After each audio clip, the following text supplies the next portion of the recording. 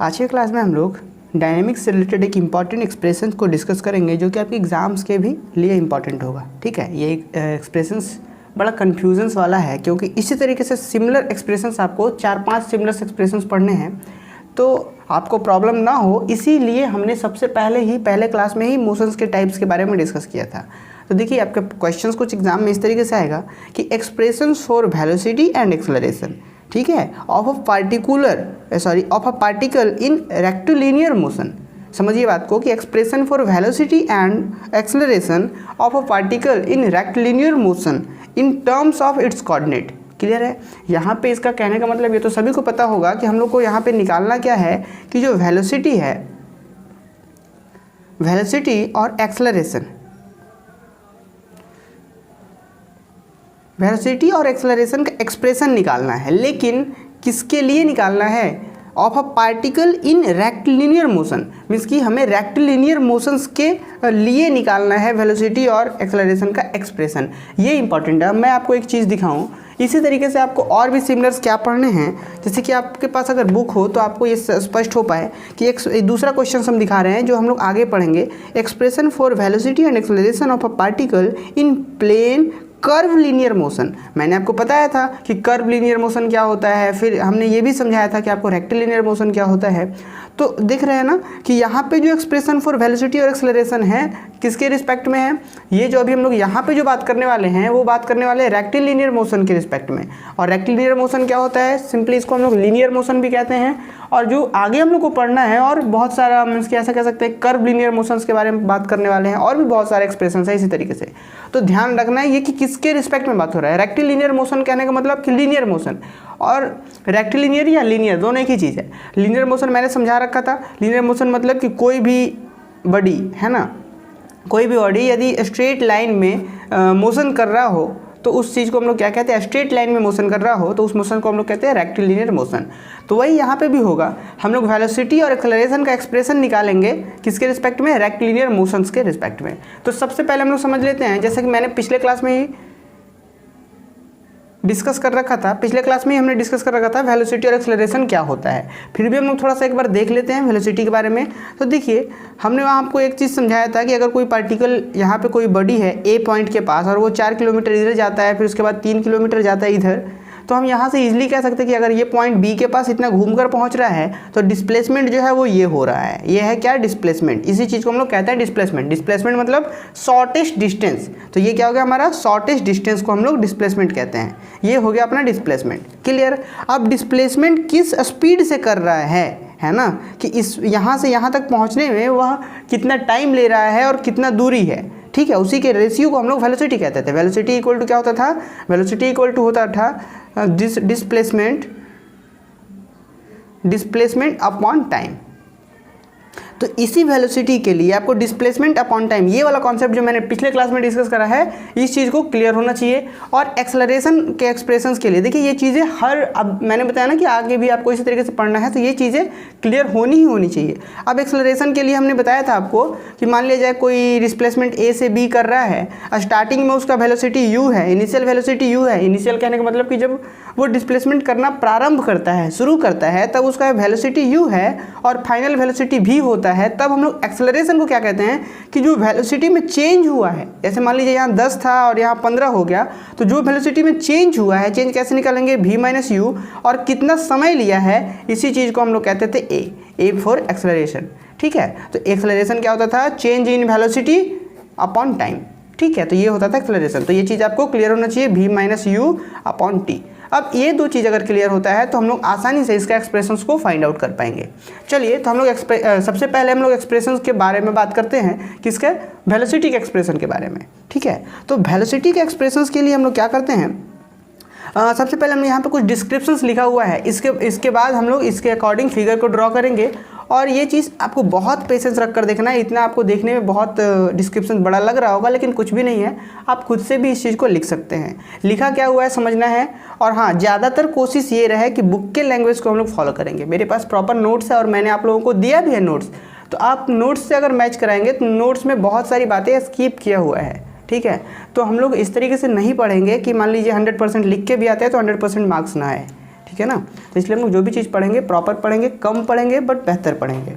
तो देखिए हम लोग सबसे पहले एक्सप्रेशन फॉर वेलोसिटी के बारे में बात करते हैं। तो क्या हमने कर रहा है, हम लोग कर क्या रहे हैं, आपको पता है ना कि हम लोग रेक्टिलिनियर मोशन के बारे में बात करना है। तो हम क्या करेंगे भाई, एक ऐसा कह सकते हैं कि हम एक स्ट्रेट लाइन ले लिए और इसके ऊपर कोई बॉडी है, मान लीजिए इसको हम लोग ले लिए, कोई पॉइंट इधर ए है, कोई एक लाइन है, इस ए बी लाइन को हम ले लिए। अब इसी के ऊपर कहीं पॉइंट मान लेते हैं, इसको हम लोग, आपको पता है कि ये जो लाइन होता है वो एक्स एक्सिस के जैसा ट्रीट होता है, ये वाई एक्सिस होता है, और ये एक्स एक्सिस जो ये स्ट्रेट लाइन होता है वो क्या होता है, एक्स एक्सिस के जैसे ट्रीट होता है। तो हम यहाँ मान लेते हैं इसका ऑरिजिन है और हम एक कोई पॉइंट मान लेंगे P, ठीक है, कोई एक पॉइंट मान लेंगे P, और इस पॉइंट को हम लोग इस तरीके से मानेंगे कि इसका जो डिस्टेंस है ऑरिजिन से वो x हो और x से यहाँ तक वो डिस्टेंस मीन्स कि यहाँ से यहाँ तक ट्रैवल करने में वो t समय लिया हो।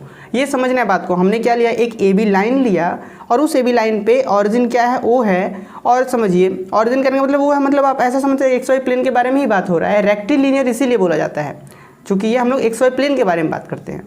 तो यहाँ पे P पॉइंट पे हमने कोई एक पार्टिकल लिया जो कि x डिस्टेंस ट्रैवल करके x P तक पहुँचा है और x डिस्टेंस ट्रैवल करने में t टाइम ले रहा है। हम लोगों को क्या निकालना है, इसी पॉइंट पर वेलोसिटी का एक्सप्रेशन निकालते हैं। लेकिन उसके लिए हम लोग क्या करते हैं, हम लोग एक आर्बिट्ररी डिस्प्लेसमेंट करवाते हैं इसमें। आर्बिट्ररी डिस्प्लेसमेंट मतलब डेल एक्स, चूँकि एक्स एक्सिस है तो डेल एक्स करवा दिए और यहाँ पहुँचा दिए q, और इस पहुँचने में डेल एक्स डिस्टेंस ट्रैवल करने में एक्स्ट्रा जो टाइम ले रहा है वो डेल टी ले रहा है। समझ में आ रहा है। इस पॉइंट का अगर कोऑर्डिनेट का बात किया जाए तो क्या होगा, x यहाँ से यहाँ तक x था और डेल एक्स बढ़ गया तो क्या होगा, x प्लस डेल एक्स, और टोटल यहाँ तक पहुँचने में टाइम कितना लगा होगा, t प्लस डेल टी। तो ये चीज़ हम क्या बता रहे हैं, हो सकता है आपको समझ नहीं आ रहा हो, लेकिन जब हम लोग डिस्क्रिप्शन पढ़ेंगे तो सारी चीज़ें यही चीज़ है। हम लोग सबसे पहले क्या करेंगे, एक ए बी लाइन लेंगे, फिर उसमें ऑरिजिन ओ होगा, फिर एक पॉइंट P लेंगे जिसका x डिस्टेंस होगा, t टाइम लगा होगा, फिर हम एक नया पॉइंट इसके P के P का एक पड़ोसी पॉइंट हम इसकी बगल वाला पॉइंट ले लेंगे Q, जो कि डेल टी टाइम एक्स्ट्रा लिया होगा डेल एक्स डिस्टेंस को कवर करने में। तो यही चीज़ें हैं। देखिए क्या है कि let us consider the motion of particle along a line A B. समझ में आ रहा है कि let us consider the motion of particle along a line A B. We take a coordinate system on the line with O as origin and OX as the x-axis and O as origin and OX as x-axis, O as origin and OX as x-axis। ठीक है, देखिए यहाँ पे हम figure भी दिखाते हैं। क्या है, ए बी लाइन है, O as origin and OX as x-axis। Clear है बात। अब आगे पढ़ते हैं। Let a particle move from the point P at time t। हमने एक पार्टिकल लिया, पार्टिकल P, ठीक है ना, क्या लिया, let a particle move from the point P के पास से मूव कर रहा है वो, पहले P के पास वो पार्टिकल है। समझ में आ रहा है। Let a particle move from the point P से मूव करना शुरू कर रहा है लेकिन P पर तो है, तो उस पार्टिकल जो P पर है वो ऑरिजिन से उसका डिस्टेंस हम लोग x ले रहे हैं। ये चीज़ यहीं पे इंक्लूड है, P ऑफ x लिखा हुआ है, इसका मतलब P का कोऑर्डिनेट x है, और P का कोऑर्डिनेट x होने का मतलब कि अगर x एक्सिस में कोऑर्डिनेट x है, इसका मतलब वो x एक्सिस में x डिस्टेंस ट्रैवल किया है, तो इसलिए यहाँ पे मेंशन नहीं है, सीधा सीधा मेंशन नहीं है कि ऑरिजिन से डिस्टेंस x है। तो समझिए बात को कि let a particle move from the point P at time t। P पे जो है वो टाइम t तक, यहाँ पे P पे पहुंचने के लिए उसने t टाइम को एक्सपेंड किया है, और कहाँ मूव कर रहा है, to a neighbouring point Q। समझिए बात को। Let a particle move from the point P at time t to a neighbouring point Q। Q का जो कोऑर्डिनेट है वो क्या हो गया, x तो पहले से था, अब एक्स्ट्रा जो बढ़ा है वो डेल एक्स, मीन्स कि Q का कोऑर्डिनेट क्या हो गया, x plus del x at time कितना हो गया, टाइम भी पहले t ले रहा था और एक्स्ट्रा टाइम क्या ले रहा है, डेल t, तो at time t plus del t। समझ में आ रहा है। एक बार फिर से हम यहाँ रिपीट कर रहे हैं कि let a particle move from the point P at time t to a neighbouring point Q का जो कोऑर्डिनेट है x plus del x at time t plus del t, where x and x plus del x, x और x plus del x are the coordinate of P and Q respectively. x जो coordinate है वो P का है और x plus del x जो है coordinate Q का है। अच्छा, then average velocity of the particle during time del t is equal to, मतलब अब समझिए कि एवरेज वेलोसिटी कब, हम सिर्फ अब एक और छोटा सा फिगर बनाते हैं। P यहाँ पे था भाई, पी का कोऑर्डिनेट क्या था, एक्स था, और यहाँ तक पहुँचने में हमको टाइम टी लगा था। इसको थोड़ी देर के लिए भूल जाइए। हम यहाँ से आगे बढ़ रहे हैं, क्या बढ़ रहे हैं, आगे बढ़ रहे हैं, थोड़ा सा डिस्प्लेसमेंट करा रहे हैं। डिस्प्लेसमेंट जो हुआ डेल एक्स, और ये नया पॉइंट बन गया क्यू, और ये डेल एक्स डिस्प्लेसमेंट कराने में हमें जो टाइम लगा है वो डेल टी लगा है। तो अगर हम आपसे पूछें कि पी से लेकर क्यू तक जो डिस्प्लेसमेंट हुआ है वो डिस्प्लेसमेंट क्या हुआ है भाई, तो डिस्प्लेसमेंट हुआ है डेल एक्स। टाइम कितना लगा है, टाइम लगा है डेल टी। तो यहाँ से यहाँ तक का जो एवरेज वेलोसिटी है, चूँकि हम लोग यहाँ तो यूनिफॉर्म वेलोसिटी या नॉन यूनिफॉर्म वेलोसिटी इसके बारे में तो डिस्कस नहीं कर रहे हैं, इसलिए हम लोग यहाँ पे यूज़ कर रहे हैं एवरेज वर्ड।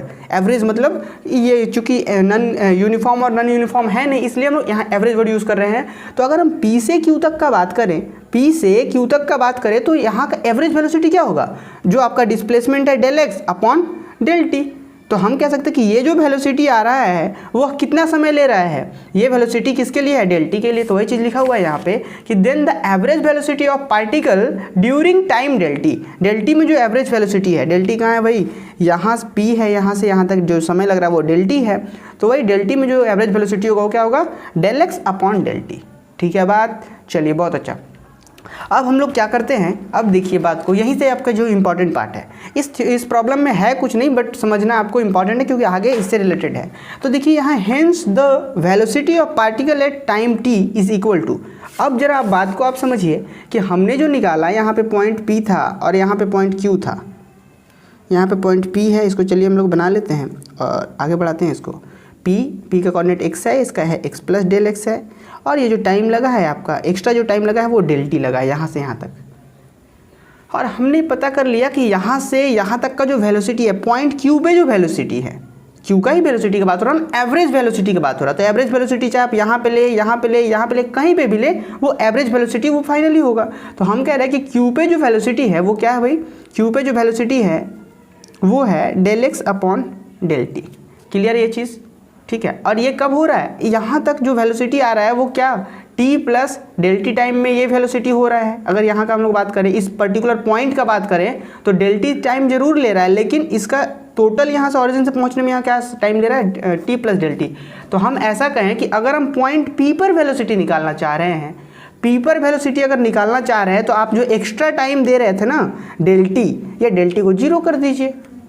नहीं समझे, फिर से समझिए कि हमारे पास यहाँ पर इस पॉइंट पे या इस पॉइंट पे या इस पॉइंट पे कहीं पे भी का वेलोसिटी हमें निकल चुका है। क्या निकल चुका है, del x upon del T.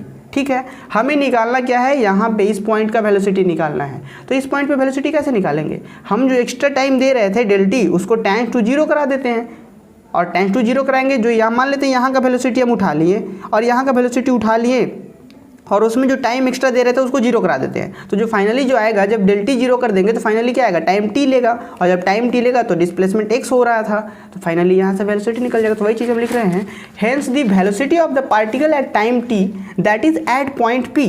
मतलब hence the velocity of particle at time T, T समय पे क्या होगा, या फिर ऐसा कह सकते हैं कि पॉइंट पी पे क्या होगा, जो हम एक्स्ट्रा टाइम दे रहे थे उसको डेल टाइम्स टू जीरो करा दे रहे हैं, कि limit del T times to zero del x upon del t कर दिए। और अब आपको पता है कि आपको पार्शियल डिफरेंशिएशन, जो कि आपके पिछले सेम में था, पार्शियल डिफरेंशिएशन के कॉन्सेप्ट से यहाँ पे जो एक्स है वो क्या है, फंक्शंस ऑफ सिंगल वेरिएबल का फंक्शंस है ना। तो आप सिंपली इसको क्या लिख सकते हैं कि अगर ये लिमिट एग्जिस्ट करता है, क्योंकि हमें तो पता नहीं है ना कि ये del x upon del t limit exist करेगा या नहीं करेगा, हम मान लेते हैं assuming that the limit exist. अगर हम इसको मान लें कि ये लिमिट एग्जिस्ट कर रहा है, इसका मतलब कि पार्शियल डेरिवेटिव है जो एक्स का टी के रिस्पेक्ट में वो एग्जिस्ट कर रहा है, और चूंकि जो एक्स है वो सिंगल वेरिएबल का फंक्शन है, तो हम लोग यहाँ पे इसको ईजिली कह सकते हैं कि D x upon d T. Finally समझ में आया, ये बहुत इंपॉर्टेंट है। फिर से एक बार सुन लीजिए कि हमने del T times to zero कराया del x upon del T, ये क्या था, एक पार्शियल डेरिवेटिव है, क्या है, अगर ये लिमिट एग्जिस्ट करता है तब पार्शियल डेरिवेटिव है, ठीक है ना।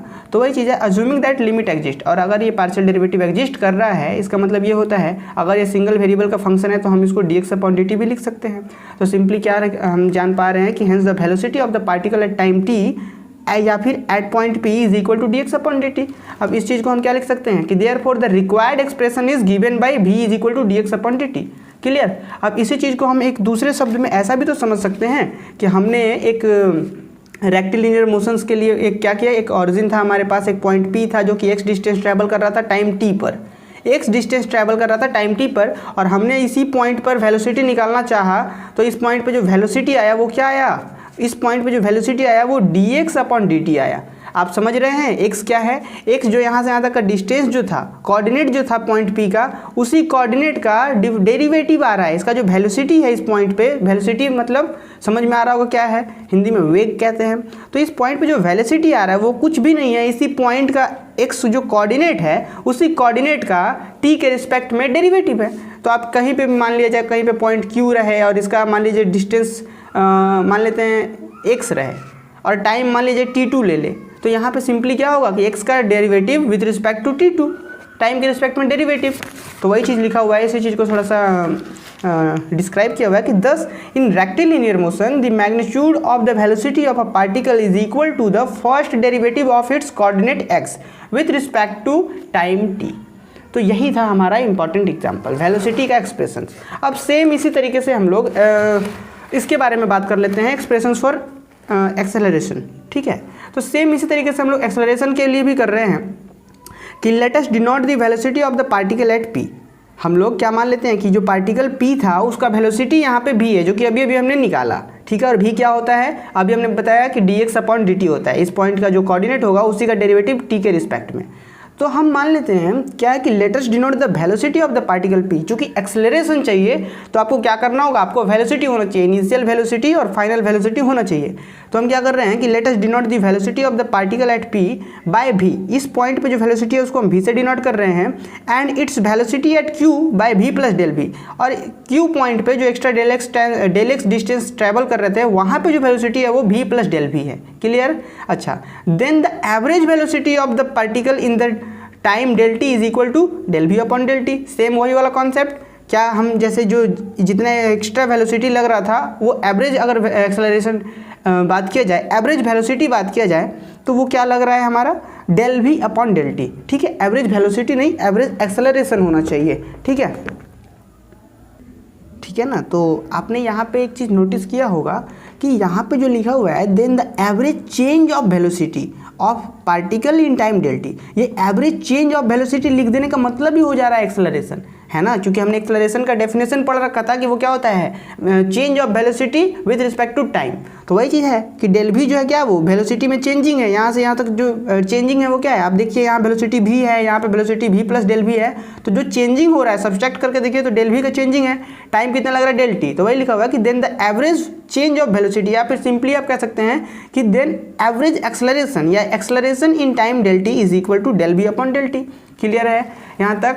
अब आपको सिंपली वही चीज़ करना था कि हमें यहाँ पे नहीं, हमें इस पॉइंट पे एक्सेलरेशन चाहिए। तो क्या करेंगे हम लोग, if we denote the acceleration of the particle at time t by a. अगर हम लोग इस पॉइंट पार्टिकल पॉइंट इस if we denote the acceleration of the particle at time T, t पे जो टी टाइम पे लग रहा था वो पॉइंट क्या है, पी है, या फिर दैट इज करके एट पी भी लिखा हुआ है। इसको अगर यहाँ पे एक्सेलरेशन को ए से रिप्रेजेंट किया जाए तो ए इक्वल टू क्या होगा, ए इक्वल टू होगा जो आपका इधर एक्सेलरेशन आ रहा था, जो आपने एक्स्ट्रा टाइम देना था डेल टी, उसको टाइम टू जीरो करा दीजिए। जो आप जैसे यहाँ पे तो एक्सेलरेशन हम पता कर लिए ना, यहाँ का एक्सेलरेशन क्या हो गया था, del v upon del t. ठीक है, और जो एक्स्ट्रा टाइम हम दे रहे थे उस टाइम को अगर 10 to 0 करा दें तो ये चीज़ यहाँ का हो जाएगा। तो वही कर रहे थे कि a equal to del v upon del T, ये क्यू का एक्सेलरेशन था, और अगर टाइम को 0 करा दे रहे हैं तो ये चीज़ पी का हो जाएगा। तो अब सिंपली हम यहाँ पे भी वही चीज़ मान लेते हैं कि del v upon del t, और इस चीज़ को मान लेते हैं d v upon d t. कब, जब ये लिमिट एग्जिस्ट करेगा तब। ठीक है, इफ़ द लिमिट एग्जिस्ट। ठीक है, अब बात आगे बढ़ता है। हम लोग जानते क्या है, हम लोग ये चीज़ जानते हैं कि अभी फ़िलहाल ये चीज़ समझिए आप कि हमारे पास एक रिज़ल्ट आ गया है, हमारे पास एक रिजल्ट आ गया a equal to d v upon d t आ गया। ये सारी चीज़ें 11th की है।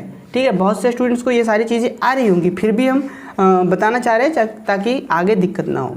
तो देखिए a equal to d v upon d t आ चुका है, और किस तरीके से आप समझ रहे होंगे।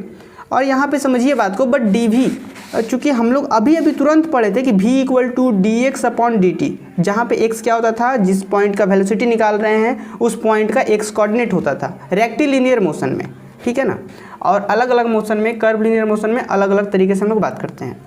तो ये अब जैसे यहाँ पे हम लोग v के जगह पे यही चीज़ कर देंगे D x upon d T, और ये जैसे dt है, तो फाइनली आप देख पा रहे होंगे कि एक्सेलरेशन जो कुछ नहीं है, एक्सेलरेशन सिंपली क्या है, उसी पॉइंट का, जिस पॉइंट पे आप p का बारे में, आप वेलोसिटी के बारे में जैसे ही निकाले थे कि इस पॉइंट का अगर कोऑर्डिनेट x है तो dx अपॉन dt इसका वेलोसिटी होता था।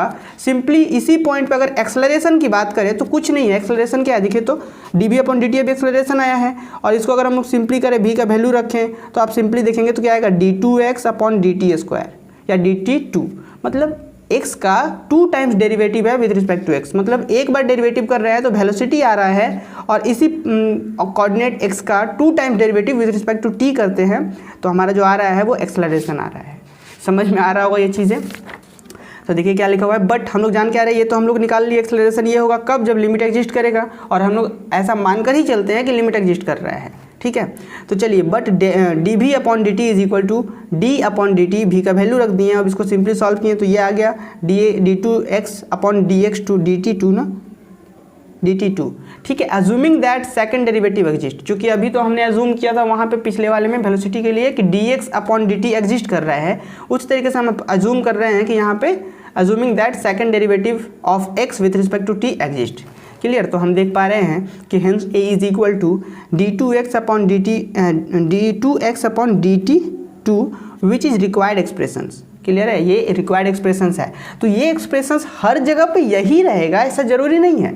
ठीक है, जब हमारा मोशंस चेंज करेगा, अभी जैसे ये जो चीज़ें हमने पढ़ा, एक्सप्रेशंस फॉर वेलोसिटी और एक्सप्रेशंस फॉर एक्सेलरेशन, ये रेक्टिलिनियर मोशंस के लिए था। तो this is thus in rectilinear motion the magnitude of the acceleration of a particle is equal to second derivative of its coordinate x with respect to time T.